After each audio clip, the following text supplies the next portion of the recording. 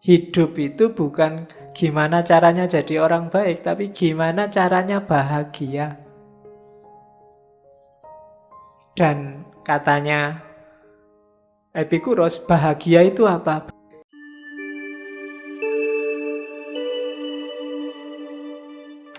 Assalamualaikum warahmatullahi wabarakatuh. Bismillahirrahmanirrahim. Alhamdulillahirabbil alamin. Alhamdulillah nahmaduhu wa nasta'inuhu wa nastaghfiruh wa na'udzu bihi min syururi anfusina wa min sayyiati a'malina. May yahdihillahu fala mudhillalah wa may yudlilhu fala hadiyalah.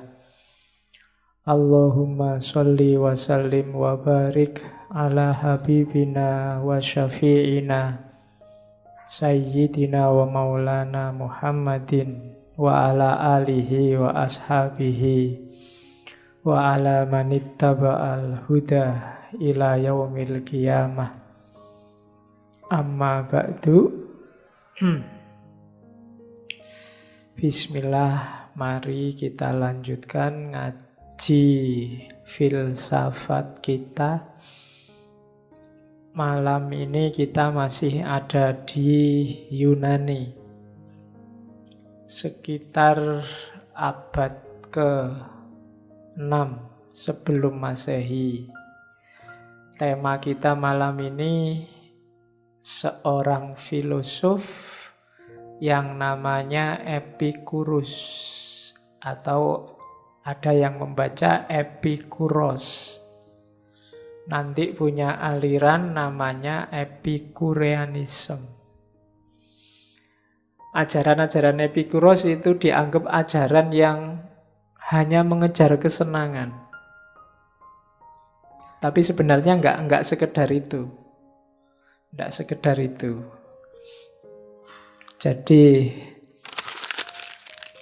di banyak referensi, biasanya di buku-buku filsafat umum dasar, Epikureanism ini dianggap aliran yang mengajarkan hidup hanya untuk mengejar kesenangan jasmania.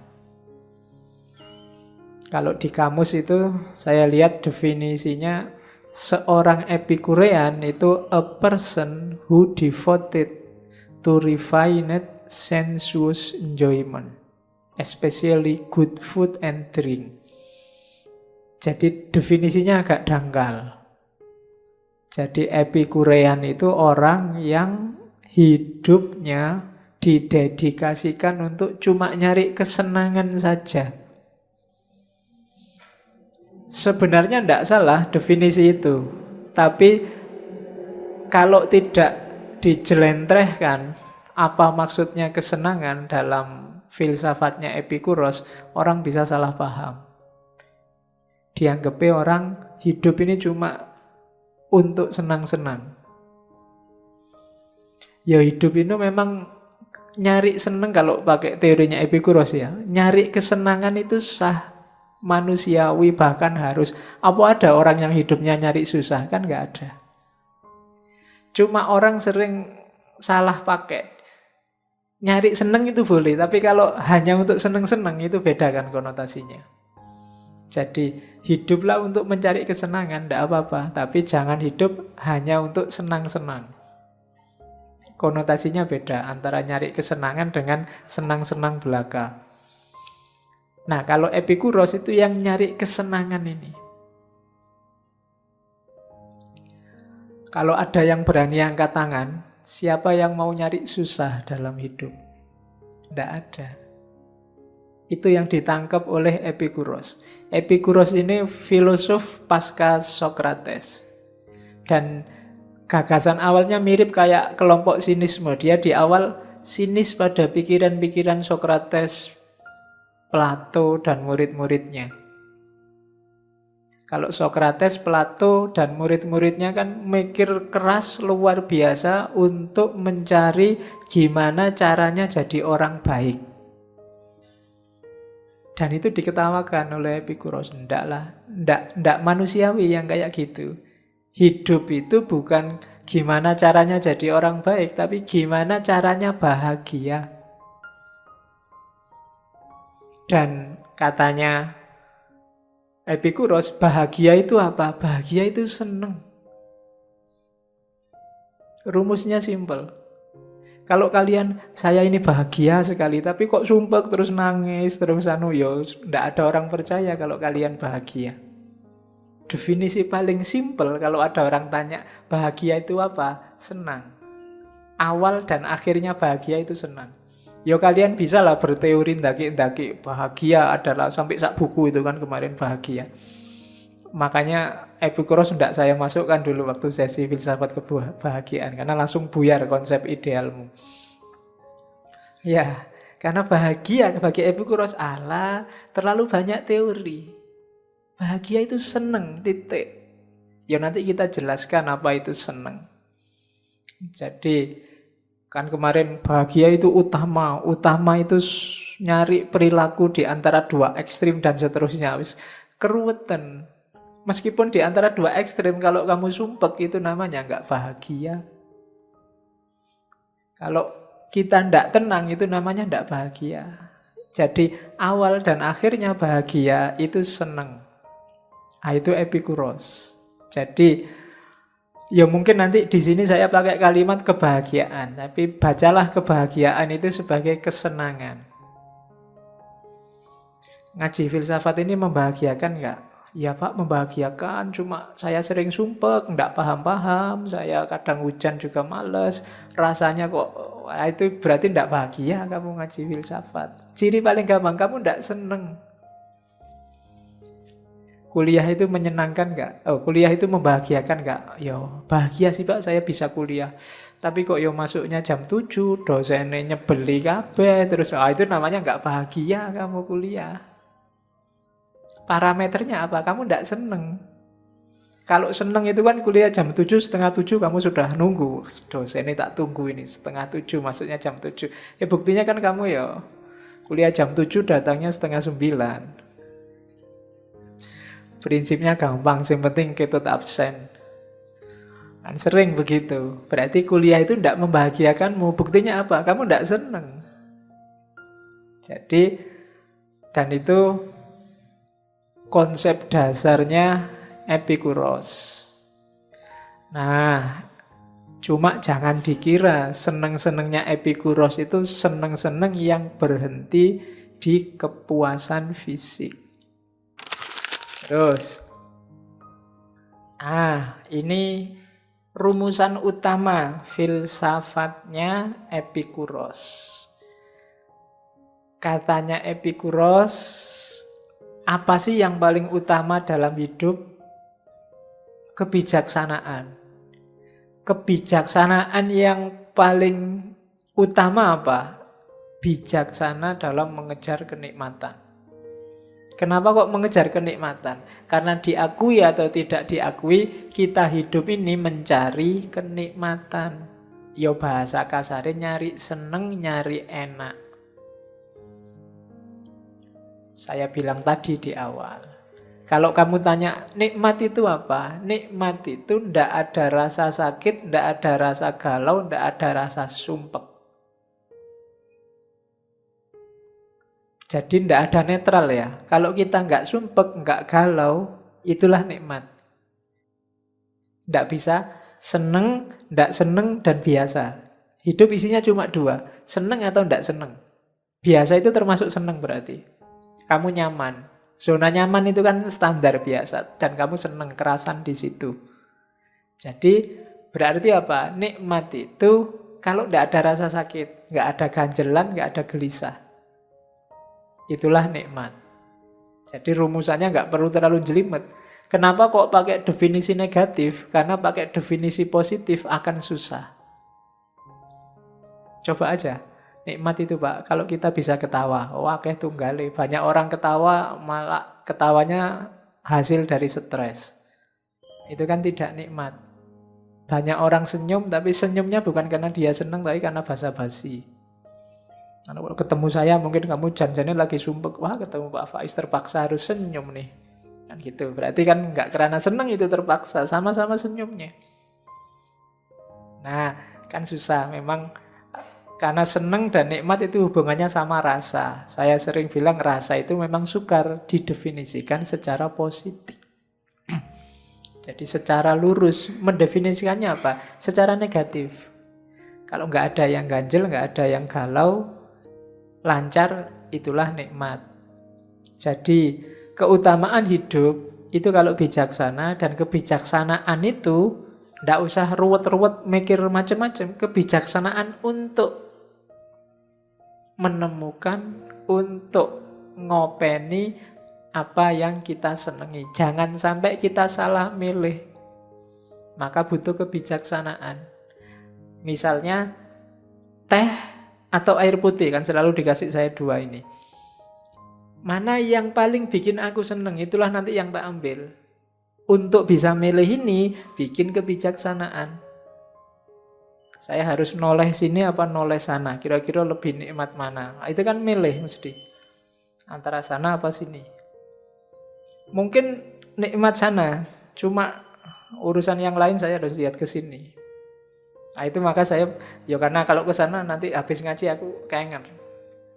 Jadi terpaksa harus banyak lihat sini. Tapi posisinya boleh diubah sekali-sekali, yang ibu-ibu di tengah. Yang laki-laki mbok ngalah gitu loh, kamu ke sana. Oh, yang perempuan biar di sini. Oke, biar ngajinya lebih panjang. Oke, terus. Nah, kalau ada yang tanya, apa ndak rendah Pak hidup kok cuma nyari seneng? Ndak. Kenapa? Karena itu fitrah. Kamu ndak bisa nyalai fitrah. Orang hidup itu, ya Allah itu kan nyuruh kita ke muka bumi kan nggak terus dikai tugas, terus PR, terus kan ndak. Kita disuruh seneng. Bahkan PR dari Allah itu biar kita seneng. Jangan dikira kamu disuruh sholat, disuruh zakat, disuruh haji itu terus biar kamu sumpek, enggak. Maka enggak boleh mengeluh Allah ini bikin sumpek aja. Itu sebenarnya biar kamu seneng. Itu kan rumus-rumus yang kamu belum nangkep mungkin. Ada rahasianya untuk bikin kamu seneng. Jadi fitrah. Saya tadi di awal ngomong, enggak ada orang yang secara sengaja saya milih susah Pak. Kecuali yang sudah stres, yang sudah putus asa. Oke. Loh Pak, orang jatuh cinta kemarin kan ada Pak yang milih susah. Enggak. Orang jatuh cinta kamu anggap susah, itu kan kamu yang lihat. Yang ngalami merasa seneng. Kayak ibu sama anaknya. Ibu ini ketoknya soro banget, kasihan ya, pagi-pagi bangun, sembarang kali diurusi. Tapi dia bahagia dengan itu, senang dengan itu. Ya kayak ibumu kalau main ke kos-kosanmu itu loh. Kamu pinginnya kan sudah lah Bu, tidur aja nggak usah. Tapi ibumu kan nggak mau. Dia nyapu-nyapu lah, bersih-bersih lah. Loh, dia senang dengan itu. Dia nggak menderita dengan itu. Dia senang. Jadi enggak, orang tetap secara fitrah milih yang menyenangkan untuk dirinya. Nggak ada orang yang secara sengaja milih susah. Maka konsep saya berkorban demi agama, tidak ada. Ketika orang ngomong saya berkorban, itu berarti yang bikin dia seneng ya berkorban itu. Tidak ada orang yang secara sengaja milih susah. Kalau saya korban loh Pak, tapi saya berat sebenarnya ini. Kamu tidak seneng. Itu berarti, ya kalau agama kan tidak ikhlas namanya. Tidak ada nilainya. Yang bernilai itu kalau kamu mengejar yang membuat kamu senang. Jadi rumus pertama dari Epikuros, hidup ini awal dan akhirnya adalah kesenangan. Disitulah nanti sumber kebahagiaan. Nanti ada kalimat dari Epikuros, kenapa sih harus senang? Yang pertama fitrah tadi, yang kedua karena kita akan mati. Loh Pak, nanti kan di akhirat ada kesenangan lagi bagi yang percaya besok ada akhirat. Kalau Epikuros enggak. Katanya Epikuros ya seandainya ada kan yang di sana itu besok kesenangan akhirat. Sekarang carilah kesenangan dunia mumpung kamu hidup di dunia. Gitu loh. Loh Pak, Besok di akhirat bisa toh Pak seneng-seneng kayak di dunia? Ndak bisa, alamnya beda. Kan ada hadisnya, mala ainun ro'at wala udhunun sami'at. Berarti nggak kayak sekarang. Jangan mau ketipu. Berarti senengnya akhirat besok, bukan senengnya dunia pasti. Wong mala ainun ro'at wala udhunun sami'at kok. Jangan dibayangkan, Pak, besok di surga 72 bidadari, berarti di rumah saya ada punya istri 72, terus bebas ngapain aja. Bayanganmu ngono. Itu kesenangan dunia itu, bukan kesenangan akhirat. Kalau akhirat, ndak terbayangkan. Wong kamu belum ngerti. Mungkin kalau dianalogikan kayak dulu waktu kamu di kandungan ibumu, yang bikin kamu senang kan beda dengan di dunia sekarang ini. Kebahagiaanmu waktu di kandungan dengan sekarang hidup di alam dunia ini mungkin beda. Akhirat mungkin analoginya juga begitu. Kamu melihat, wah bayi itu ya mau ya makan cuma hasil cernaan ibunya, menjijikkan sekali. Jadi kamu sekarang di dunia. Besok di akhirat mungkin gitu, begitu lihat dunia. Alah-alah orang dunia itu loh kok mau-maunya gitu. Bisa jadi begitu. Cuma memang jenis kesenangannya beda-beda. Maka katanya Epikuros, nikmati aja hidupmu di dunia sekarang. Kamu hidup sekali kok. Jadi kenapa sih Pak kok cari nikmat? Karena besok kita mati. Dan nggak kembali lagi. Kecuali yang mati terus nggak jadi. Loh kan ada orang yang mati suri terus nggak jadi kembali lagi. Oke. Jadi karena besok kita mati, maka nikmatilah hidup di dunia ini. Ya nanti meskipun nikmat ada rumusnya, jangan sembarangan. Terus, kenapa sih disebut fitrah? Ya karena memang fitrahnya manusia itu nyari seneng. Seneng itu diakui atau tidak tujuan hidup kita. Kalau sudah seneng kita bahagia. Kalau kita sudah bahagia, rasanya kan kita hidupnya sudah lengkap. Kita merasa memiliki segalanya. Padahal mungkin enggak. Orang bahagia itu kan begitu. Kamu misalnya nembak pacarmu diterima, seneng kan? Bahagia itu rasanya di luar itu enggak ada apa-apa lagi. Pokoknya seneng meskipun mungkin dompetmu lagi tipis, tugasmu enggak selesai-selesai, tapi seneng, bahagia. Orang bahagia itu rasanya full, hidupnya penuh. Dan orang yang tidak bahagia, meskipun dia punya segalanya, akan siap mengorbankan apapun biar dia bahagia. Semua modal yang dimiliki bisa dihabiskan dalam mengejar yang namanya bahagia. Maka diakui atau tidak, manusia itu nyari bahagia. Sehingga kalau ada orang mengejar kebahagiaan, jangan disalahkan. Itu fitrah. Oke. Jadi rumusnya itu. Seneng, kalau sudah seneng bahagia. Itulah fitrahnya manusia. Cara untuk seneng bagaimana? Nggak sembarangan loh. Begitu kita salah, kita akan kejebak yang kita anggap senang ternyata bukan kesenangan. Atau yang kita anggap sekarang senang, besok jadi sumber kesusahan. Inilah nanti yang dibahas lebih dalam oleh Epikuros.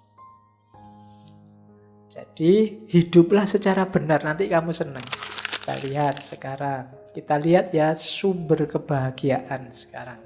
Bukan yang 3 tadi katanya Epikuros.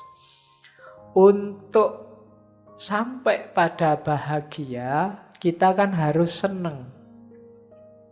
Sesuatu itu menyenangkan, pertama-tama syaratnya harus cocok dengan keinginan. Jadi keinginan nomor 1 dulu. Karepmu apa?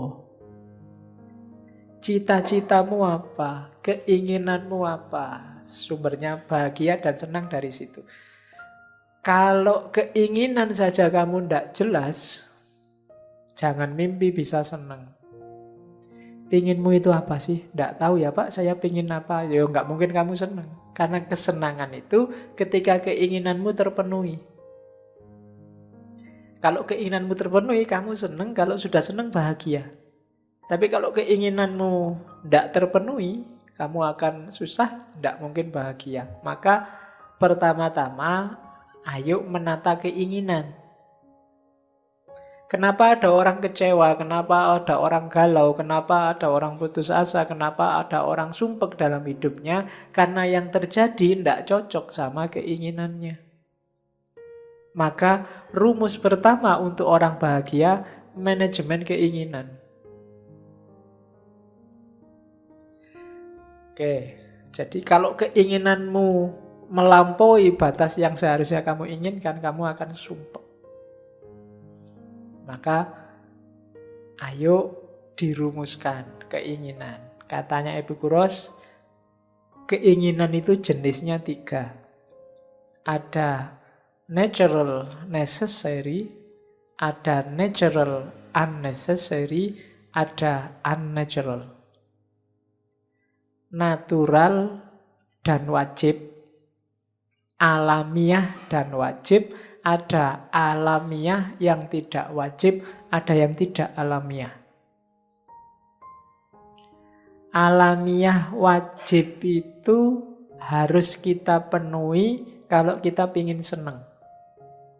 Makan itu alamiah wajib. Pakaian itu alamiah wajib. Tempat tinggal itu alamiah wajib.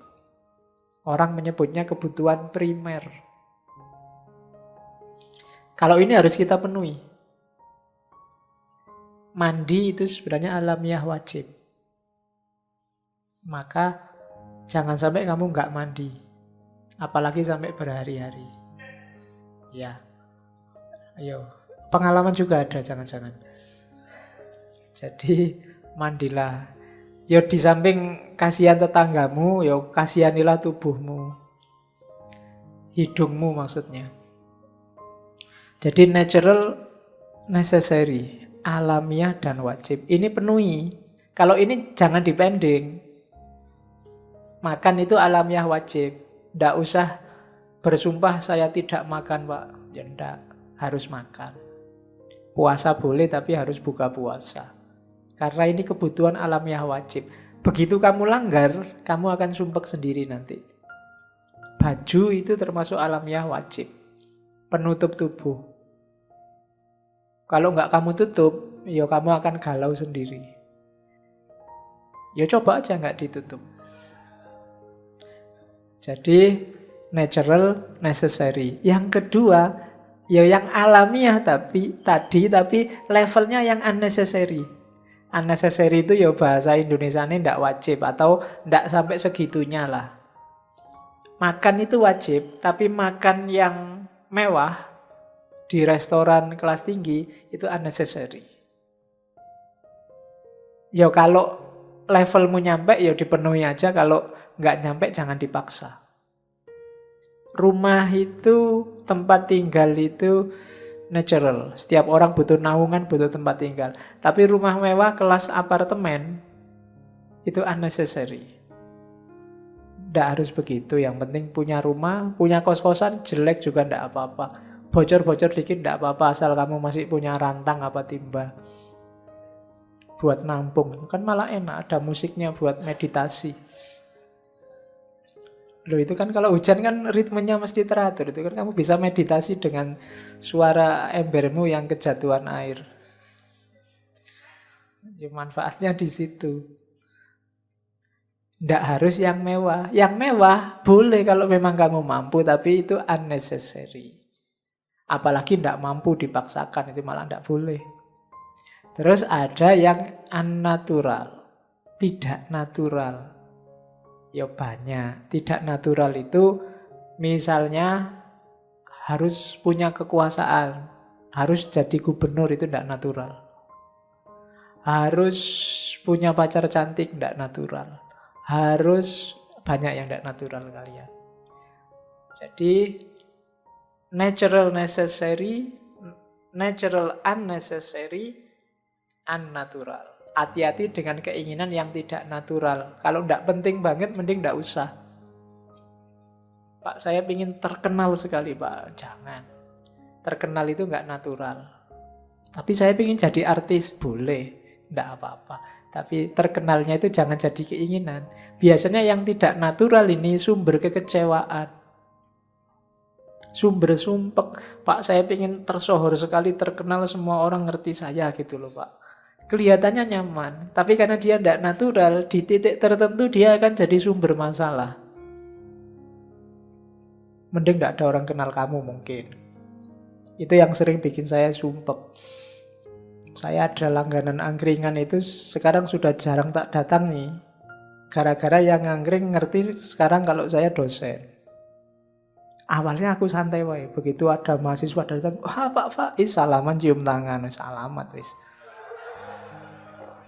Ya, kalau saya datang, wah ini Pak dosen, monggo Pak ngersakaken nopo, ndak enak, ndak natural sudah. Jadi unnatural, jangan dikira popularitas itu membahagiakan. Kekuasaan juga begitu. Jangan dikira kamu ngincer kekuasaan sampai mengorbankan banyak hal. Itu tidak natural. Kalau datang padamu nggak masalah, cuma nggak usah dikejar-kejar, dia unnatural.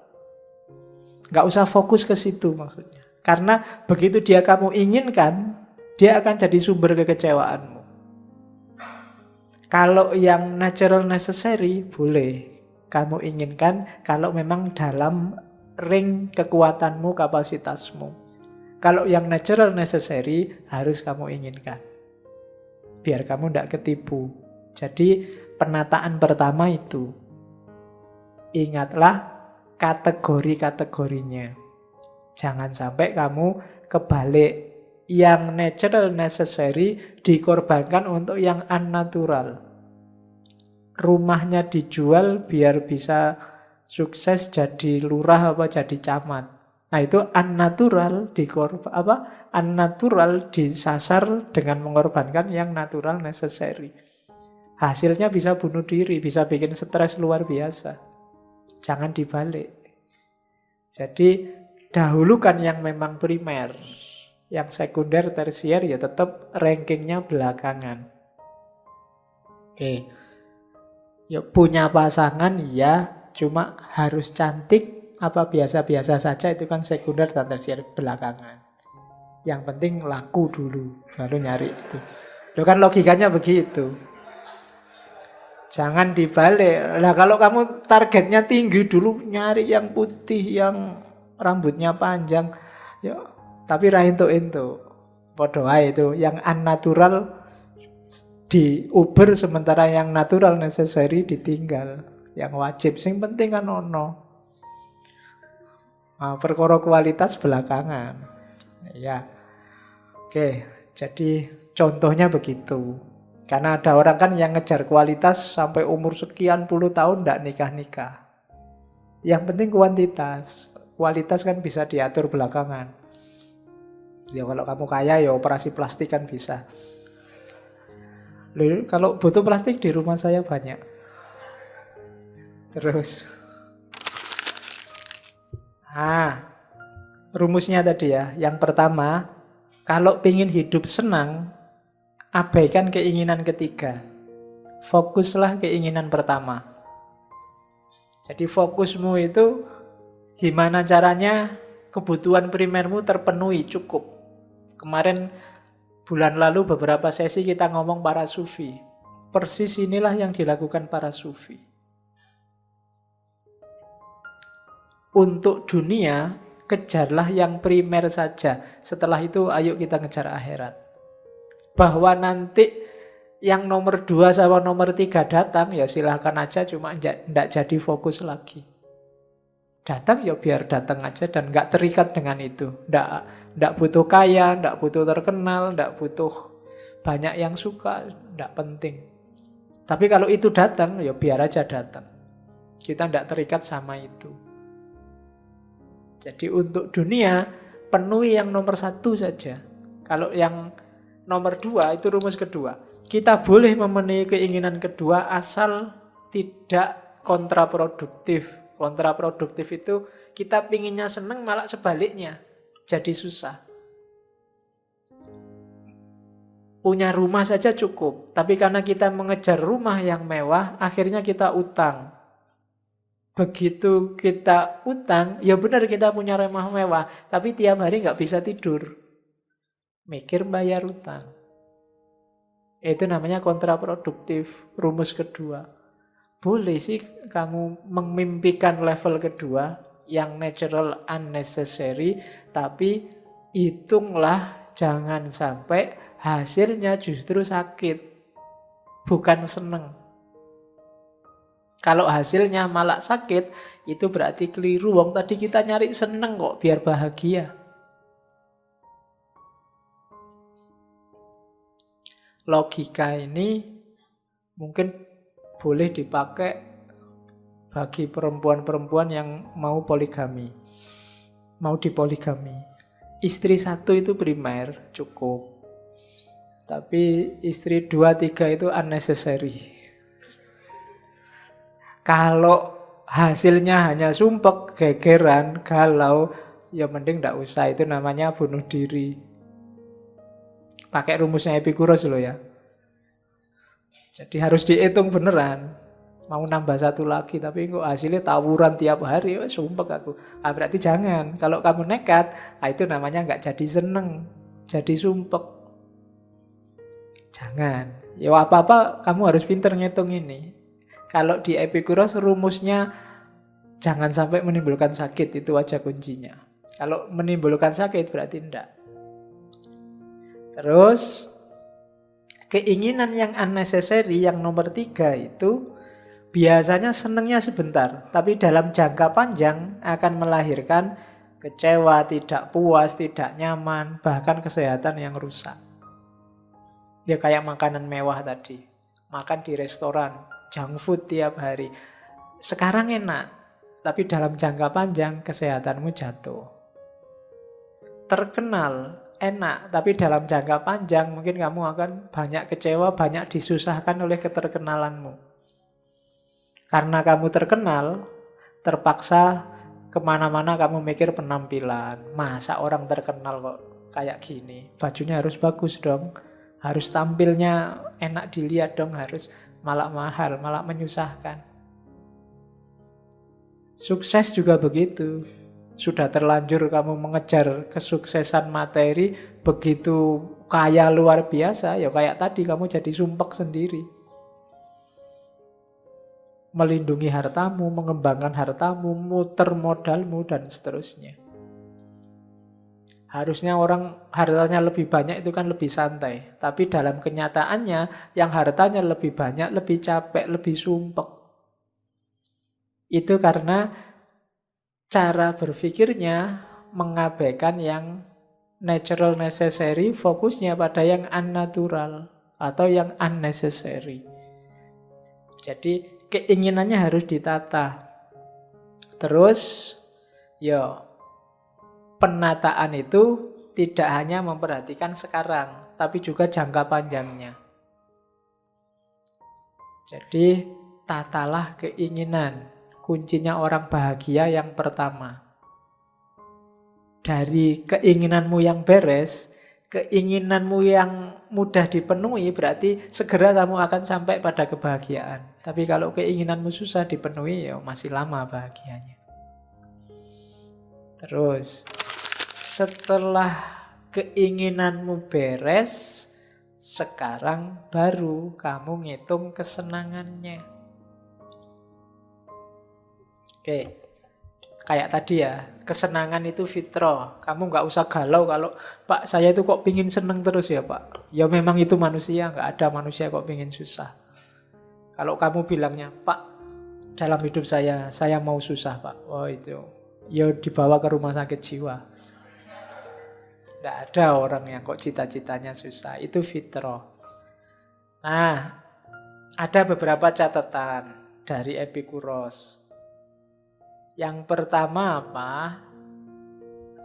Meskipun kesenangan itu baik, tidak semua kesenangan harus dipenuhi. Pinter-pinter mengatur. Jadi, Pak, saya senang sekali kalau minum Coca-Cola, soft drink, dan lain-lain. Enak, tapi tidak harus kamu penuhi terus-menerus. Ya bisa kamu analogikan rokok, kan ada yang ngerokoknya luar biasa itu seneng. Ya jangan terus-terusan, mikirnya agak jangka panjang. Jadi meskipun kesenangan itu baik, tidak semua kesenangan harus dipenuhi. Tidak mentang-mentang kamu seneng terus, yo saya seneng mau apa? Kan banyak yang begitu. Banyak orang yang kalau berargumen dasarnya seneng dulu terus dicarikan argumen rasionalnya belakangan. Nah, jujurlah dengan dirimu sendiri, ya kamu sendiri yang ngerti mana kesenangan yang sebenarnya itu merusak. Khususnya dalam jangka panjang. Jadi rumus pertama orang bahagia itu tidak semua kesenangan harus dipenuhi. Ada kesenangan yang menyebabkan kesulitan. Kemudian ada kesenangan yang menyebabkan kesulitan sementara tapi nanti menghasilkan kesenangan. Itu kita harus cermat benar ngitungnya. Kamu ke dokter itu kan dapat kesulitan sementara, sakit loh. Apalagi ke dokter gigi, mendengarkan suara mesinnya yang wing itu aja kamu sudah geli. Tapi kalau kamu nggak mau sakit sebentar, ya kamu akan merasakan sakit yang lama. Maka ikhlaskanlah sakit sebentar. Minum obat itu pahit, tapi kan sebentar. Setelah itu kamu nyaman. Ada jenis kesenangan kayak gini. Maka tidak apa-apa kamu susah sebentar demi kesenangan yang lama. Ada banyak hal. Belajar itu kan tidak enak. Lebih enak nonton TV, main HP. Tapi sumpek mau belajar sebentar, akan ketemu seneng yang luar biasa di masa yang akan datang.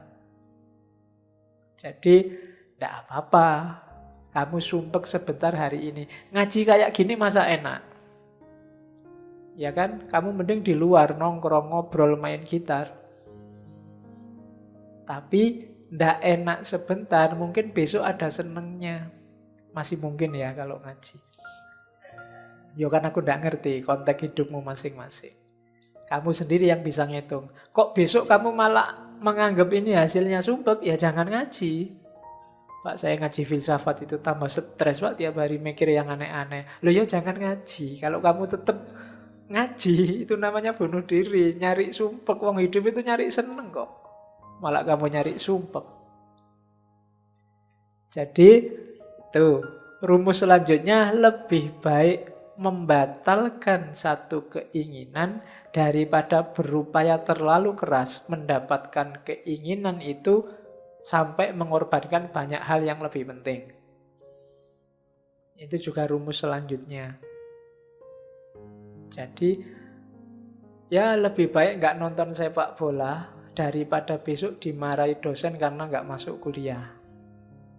Nah, itu membatalkan. Jadi nanti malam nggak usah nonton sepak bola, mesti kalah. Jadi itu rumusnya. Jadi lebih baik apa dikorbankan keinginan itu kalau dikejar malah mengorbankan yang lebih penting. Oke, itu rumus selanjutnya. Kemudian ya, kayak tadi, kadang-kadang orang harus menanggung sakit sebentar demi kesenangan yang lebih panjang. Atau kesenangan yang lebih lama. Atau kesenangan yang lebih dalam. Sakit sebentar tidak apa-apa. Itu rumusnya kesenangan yang kedua. Oke, terus. Nah, ngukurnya terus gimana kesenangan itu? Ukurlah dari 3 hal. Intensitasnya, durasinya, dan kemurniannya. Ya. Ini ranking ya, 1, 2, 3. Semakin ke bawah, semakin sejati, semakin ke atas, semakin enggak. Yang paling mudah seneng itu diukur intensitasnya, kuatnya rasa. Enak, nikmat, Jawa Timur kan gitu ngomongnya. Ya, kuwedi, duwowo kan gitu. Loh iya loh, Jawa Timur kan gitu kalau ngomong. Kalau orang Jogja kan duwowo jadi dowi. Kurang mantap, namanya Jawa Timur duwowo sepure, kuwedi. Oke. diuber-uber melawayu. Nah, itu orang Jawa Timur. Ya. Jadi kan itu nadanya itu sangat luar biasa. Saya kan Jawa Timur ngerti. Iya. Oke, yang bikin kaget dulu waktu saya ke Jogja pertama ditanya di warung itu, "Mas, makannya ikan apa?" "Saya ikan kerupuk aja, Bu." Heran, ikan kok kerupuk? Karena Jawa Timur kan ada mangan iwak kerupuk. Jadi iwak kerupuk, jadi ada ikan kerupuk. Itu di barat enggak ada ikan kerupuk itu. Adanya di Jawa. Iwak tempe barang itu enggak ada. Oke. Jadi kesenangan yang pertama diukur kuatnya rasa. Enak tidak enak secara indrawi. Melihat yang cantik itu intensitas. Merasakan makanan enak itu intensitas. Meraba yang halus itu intensitas. Mencium yang wangi, membau, kalau mencium itu kan beda. Membau yang wangi-wangi itu intensitas. Kuatnya rasa. Tapi ini pendek biasanya. Perhatikan juga durasinya. Carilah kesenangan yang durasinya lebih lama. Meskipun intensitasnya sebentar, tapi durasi senangnya lama. Mana yang senyumnya membahagiakanmu lebih panjang. Itu biasanya lebih menyenangkan. Jadi, melihat senyumnya dia sampai berminggu-minggu aku tidak akan lupa. Itu berarti durasinya lebih lama. Dibandingkan yang seneng sebentar terus sudah lupa besok. Itu berarti durasinya pendek. Pilihlah yang durasinya lebih lama. Atau ada yang lebih menyenangkan lagi dibandingkan itu apa? Yang lebih murni. Yang lebih murni apa? Yang tidak ada rasa sakitnya sedikit pun. Hampir semua kesenangan itu melewati rasa sakitnya. Ada rasa sakitnya. Tapi carilah jenis kesenangan yang tidak ada kandungan sakitnya sama sekali. Itu biasanya kesenangan yang lebih layak untuk dinikmati. Kesenangan yang dimulai dari rasa sakit itu misalnya, senangnya makan, itu kan diawali dari sakitnya lapar. Enaknya tidur, itu kan diawali dari sakitnya kamu ngantuk. Ngantuk itu kan sengsara. Kamu degluk itu kan luar biasa sengsaranya. Tapi setelah sakit ini kamu mengalami nikmat apa? Tidur. Makan juga begitu. Kalau makanmu tidak didahului lapar, nikmatnya berkurang. Berarti makan itu senangnya tidak murni. Senang yang murni itu contohnya kayak tadi, persahabatan. Ini kan senangnya murni. Kesehatan. Kalau Epikuros mencontohkan kesehatan, karena kesehatan itu senangnya murni. Nggak didahului sakit. Lu Pak harus sakit dulu enggak? Kan minum obat. Minum obat itu kalau kamu sudah sakit. Kalau hidupmu baik, hidup baik itu nikmat. Hasilnya sehat, sehatnya juga nikmat. Jadi itu berarti apa? Lebih murni. Mungkin agama bisa kamu masukkan, cuma Epikuros orangnya tidak percaya Tuhan secara eksistensial. Dia percayanya Tuhan fungsional aja. Kalau ada manfaatnya ya, kalau enggak ya buat apa. Ya, jadi Tuhan yang fungsional. Kalau Tuhan yang tidak jelas, nanti dia punya teori yang menggegerkan dunia teologi. Terus, yang ketiga, tadi kan seneng. Yang ketiga ini, kalau kamu ingin bahagia sebenarnya simpel. Merasa cukup dengan apapun yang kamu miliki. Jadi seneng itu tidak perlu dikejar. Langsung aja kamu nikmati sekarang, apapun kondisimu. Maka kamu akan bahagia. Ada apapun yang kamu nikmati sekarang, sedikit atau banyak, besar atau kecil, luar biasa atau biasa, nikmatilah. Kalau bahasanya agama, bersyukurlah. maka kamu saat ini juga bahagia. Tidak usah nunggu besok-besok. Pak, saya ingin mengejar kebahagiaan. Ngapain dadak dikejar? Nikmati sekarang juga. Wong dia nggak lari kemana-mana. Dan dia juga ndak hilang. Kalau adanya cuma teh sama air putih, kopinya nggak dibawa ke sini, dinikmati aja apa adanya. Kalau kamu ndak adanya teh sama air putih kok membayang-bayangkan kopi, wah kopi kuwi enak mungkinnya kalau ada di sini. Nah, itu mesti nggak bahagia kamu. Tapi kalau kamu merasa cukup dengan teh sama air putih ini, ya sudah. Bahagia kamu sekarang. Apakah punya pasangan atau kamu sedang jomblo dan kamu merasa cukup dengan itu, ya sudah. Jomblo kan nggak masalah, kamu masih bisa beli sabun. Bunganya opo kamu? Lah kok kamu ketawa, emangnya kemana arahnya? Oke, jadi merasa cukup dengan apa yang kamu miliki sekarang. Kuncinya itu. Kenapa? Karena dengan kamu ndak ngejar kemana-mana, ya segalanya mudah dicapai, segalanya mudah dinikmati. Kita juga lebih sehat, kita juga ndak galau kalau ada macam-macam. Sudah enak wis. Cukup, bahasa akhlaknya namanya qanaah. Punya uang 1.000 ya dinikmatilah 1.000 itu. Beli aja permen. Kalau punya uang 1 juta ya dinikmatilah yang 1 juta itu. Biasa aja. Jadi cukup dengan apapun yang kita miliki sekarang. Nah, itu sumber kebahagiaan yang ketiga.